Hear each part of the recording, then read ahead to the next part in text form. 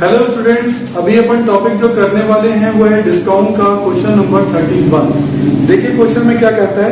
On 1 April 2012 a limited company issued 10% debenture of the face value of 120 at a discount of 6%। देखिए पहले entry कर लेते हैं अपन इसके लिए। Bank account debit, discount on issue of debenture account debit to debenture account. Debenture कितने के? 1,20,000 के। उस पर 6% डिस्काउंट है तो 120 का 6% होता है 7,200। तो फिर बैंक में कितने आ जाएंगे? 1,12,800। सही है, ये अपन ने एंट्री कर। The debentures are repayable by annual drawing of 40,000। हर साल 40,000 का रिडम्पशन होगा और थर्ड ईयर के एंड से होगा, from the end of the third year. ये लाइन पढ़नी बहुत जरूरी है, बच्चा बहुत जल्दबाजी करता है, लेकिन इस लाइन को पढ़ना बहुत जरूरी है कि रिडम्पशन जो स्टार्ट हो रहा है वो कब से हो रहा है। ये लाइन बहुत जरूरी है क्योंकि उसका इंपैक्ट जो है वो नेक्स्ट ईयर से पड़ता है। ये बात मैंने आपको पिछले क्वेश्चन में भी बताई थी। तो इसका इंपैक्ट कब कब पड़ता है आपका? नेक्स्ट ईयर से। ये बात अपन को याद रखेंगे। तो discount to be written off की टेबल जो है बना रहे हैं। ईयर आपके देखिए 1, 2, 3, 4, 5।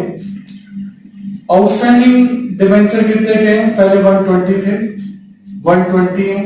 थर्ड ईयर के भी एंड में रिडम्पशन हुआ, यानी थर्ड ईयर के एंड तक तो 120 ही है, क्योंकि मैंने बताया इंपैक्ट नेक्स्ट ईयर से पड़ता है। तब आपने 40,000 का रिडम्पशन किया तो उसके नेक्स्ट ईयर में कितने बचेंगे? 80। और फिर आपने 40 का रिडम्पशन किया तो बचा 40 और नेक्स्ट 0 इसको अपन को लेना नहीं है। तो पहला रिडम्पशन थर्ड ईयर के एंड में हुआ, लेकिन इंपैक्ट कब पड़ेगा? नेक्स्ट ईयर में। ये बात मैं आपको बता चुका हूं। सही। अब इसका रेशियो निकाल लीजिए।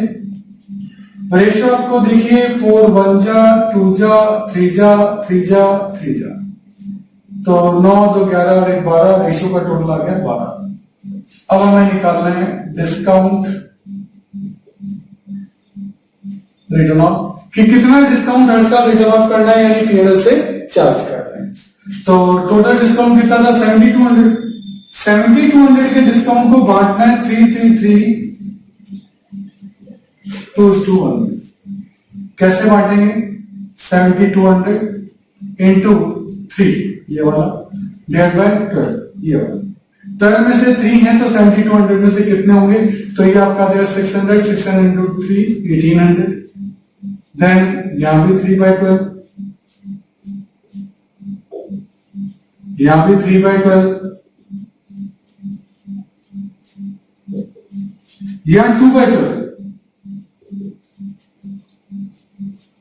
दैट इज 1200, और यहां 1/12, दैट इज 600। तो ये हर ईयर का टोटल आप इसका करेंगे तो टोटल उतना ही बैठेगा 72। टोटल डिस्काउंट 7,200 ही बैठना है। तो इस तरीके से हमने हर ईयर का डिस्काउंट रिटर्न ऑफ निकाल लिया। अब इसका अकाउंट जो है वो आपका बनाते हैं। देखिए discount on issue of debenture, बहुत इजी है बनाना। किस तरह से बनेगा देखिए आप। डिस्काउंट डेबिट हुआ है, डिस्काउंट अकाउंट की डेबिट साइड में आप क्या लिखेंगे? To debenture.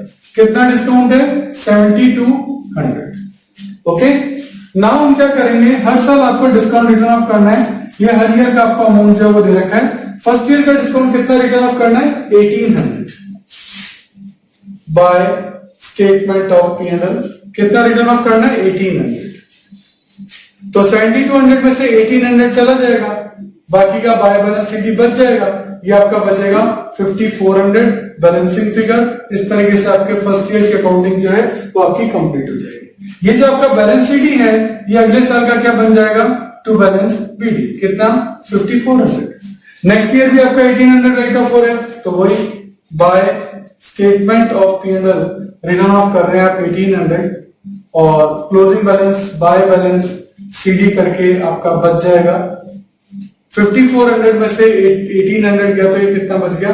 3,600 बैलेंसिंग फिगर में। ये जो CD है ये अगले साल का बैलेंस BD बन जाएगा 3,600। तो देखिए इस तरीके से ये आपका अकाउंट जो है वो आपका कंटिन्यू रहेगा। आगे देखिए by statement of P&L third year में कितना राइट ऑफ करना है 1800। तो फिर आपका बैलेंस सीडी बचेगा 36 में से 18 गया, कितना बचेगा 1800। क्या लिखेंगे बाय बैलेंस सीडी। ये जो बैलेंस सीडी अगले साल का क्या बन जाएगा टू बैलेंस बीडी, कितना 1800। नेक्स्ट ईयर में कितना राइट ऑफ करना है 1200 by statement of P and L 1200। तो बाय बैलेंस सीडी 18 में से 12 का कितना बचा 600। ये बैलेंस सीडी लास्ट ईयर आ गया, बैलेंस बीडी बन जाएगा 600 और आखिरी ईयर में राइट ऑफ भी 600 ही करना है। इससे ये अकाउंट ऑटोमेटिकली क्लोज हो जाएगा बाय स्टेटमेंट ऑफ पी&एल 600। अब आप देखेंगे कि बैलेंस सीडी जो है वो आपका नील बचेगा, क्योंकि आपने 5 सालों में अकाउंट जो है वो आपका क्लोज कर दिया है। इस तरीके से ये आपकी 5 ईयर की जो अकाउंटिंग है वो आपकी होगी। ये आपका स्टेटमेंट जो है वो कंपलसरी है बनाना, जिससे कि पता लगेगा कि ये अकाउंट जो है वो असर कितने निकले। सही है। हेलो स्टूडेंट्स, आज जो अपन टॉपिक देखने वाले हैं वो डिस्काउंट का है और उसके लिए अपन क्वेश्चन ले रहे हैं। क्वेश्चन नंबर 34, सुप्रिया लिमिटेड क्या कहता है। Supriya limited issued 80 lakh debenture of 100 each at a discount of 6%। देखो 80 लाख तो डिबेंचर है, 80 लाख डिबेंचर है, 100 का एक है, 80 लाख और 100 का एक है, ठीक है। तो ये हो गए 80 करोड़, 80 करोड़ के डिबेंचर है, 6% डिस्काउंट है, 80 करोड़ का 6% हो गया 4 करोड़ 80 लाख और बाकी का 75 करोड़ 20 लाख आपका यहां आ जाएगा। काफी बड़े अमाउंट से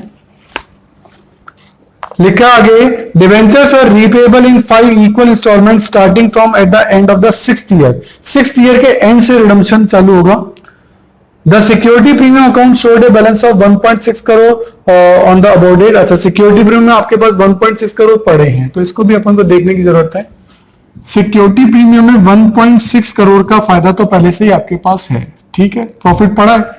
और हम जानते हैं कि सिक्योरिटी प्रीमियम का यूज हम डिस्काउंट को रिटर्न ऑफ करने में कर सकते हैं। ऐसा अपन ने सेक्शन 52 में पढ़ा था, इश्यू ऑफ शेयर के चैप्टर में। सेक्शन 52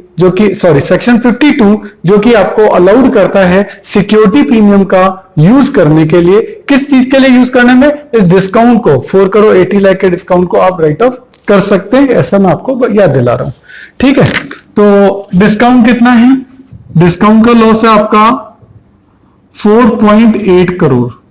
तो 4.8 में से 1.6 गया तो अब कितने का लॉस बचा 3.2 का। तो discount of net security premium से राइट ऑफ होने के बाद जो बचा है वो 3.2 करोड़ ही बचा। तो अपन को 3.2 करोड़ का ही रिटर्न ऑफ करना है और 5 इक्वल इंस्टॉलमेंट में आपका रिडम्पशन होगा।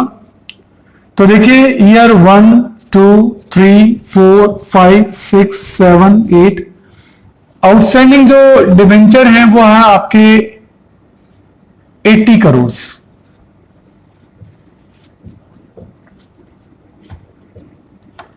ठीक है, रिडम्पशन जो चालू होगा वो eight the end of the 6th year होगा, यानी 6th ईयर तक तो ये ऐसे ही चलेगा।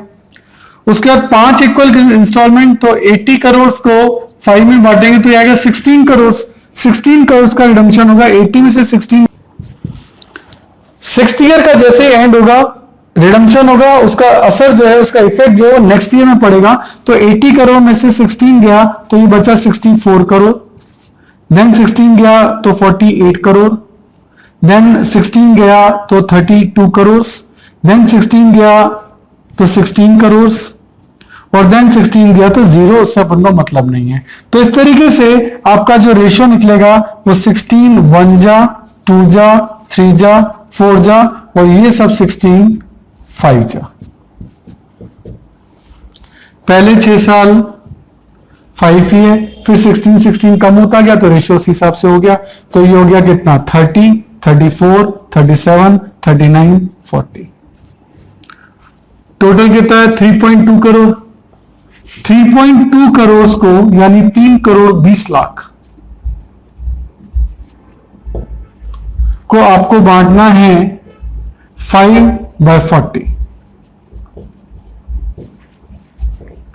सही, ये आपका आ जाएगा 40 lakhs, ये आपका आ जाएगा 40 lakhs। और हर साल ये जो है 40 lakhs आपका राइट ऑफ होता रहेगा। कितने ईयर तक? क्योंकि रेशियो सेम चल रहा है। उसके बाद फिर 4 से है तो ये आपका आ जाएगा 32 lakhs। कैसे कैलकुलेशन होगा? 3 करोड़ 20 लाख इंटू 4/40। 40 तो ये टोटल है और 4 ये है। अगली बार क्या आएगा? 3/40। अगली बार क्या आएगा? 2/40। अगली बार क्या आएगा? 1/40। इस तरीके से हर बार के अमाउंट जो हैं वो आपके निकलते जाएंगे। ये आएगा 24 लाख, ये आएगा 16 लाख और ये आएगा 8 लाख। हर साल का आप निकालोगे यहां से लेके यहां तक का, ये टोटल आपका आएगा 3 करोड़ 20 लाख।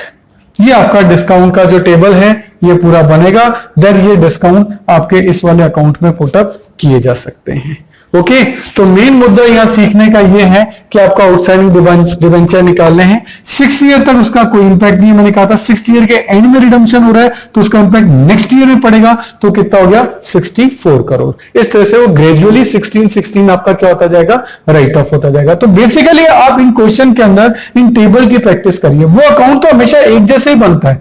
मेन बात है सबसे पहले आपको ये एंट्री देनी है, देन ये टेबल बनानी है discount to be written off की, ये टेबल बनेगी। या रेशियो सेट करना सबसे ज्यादा क्लासिकल काम है, ये आपको सीखना है। ये सिर्फ और सिर्फ प्रैक्टिस से ही आएगा। और देन इसके बाद आपको ये अकाउंट बनाना है। इफ आस्क्ड हो सकता है 2 साल 3 साल का अकाउंट पूछ ले, लेकिन अगर इतनी बड़ी टेबल पूछेगा तो अकाउंट नहीं पूछेगा। Okay, thank you.